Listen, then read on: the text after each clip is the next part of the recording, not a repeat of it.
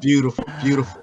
Well, we going from a nice, beautiful moment we discussed the beautiful areas of Virginia to one of the more dicey questions that one of our viewers. So, John Edgel, I'm sure you're familiar with John Edgel. Yeah. John loves me.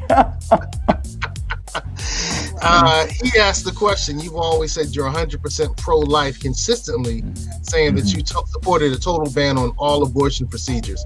I'm not going to read the whole question. He actually didn't get a chance to post the entire question, but just give us your thoughts and your position on that dicey, challenging, controversial topic of abortion. Are you 100% against it? Are there special situations where it makes sense? Well, I think well, first of all, let me kind of lay out my philosophy here. So when I look at the abortion issue, I try to break it down scientifically, right? There's this idea that if you're pro-life, it's automatically informed by your faith, and yeah, that's true. I certainly won't deny it, but I also look at it from a scientific perspective. So when I look at the biological textbooks on how do we distinguish between a living entity and a non-living entity, what I find is that at the moment of conception, you meet the scientific criteria for being a living entity.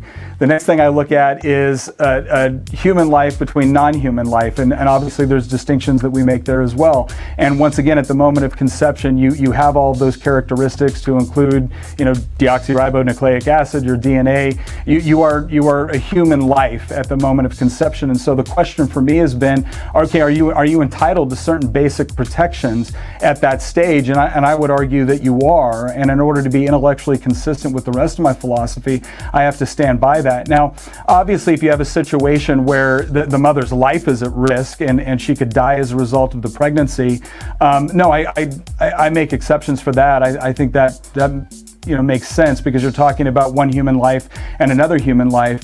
The problem I have is that when you look at the vast majority of abortions, and it's generally somewhere between 96 to over 97%, they're not done because of significant health risks to the mother. They're not done because of the life of the mother is at risk.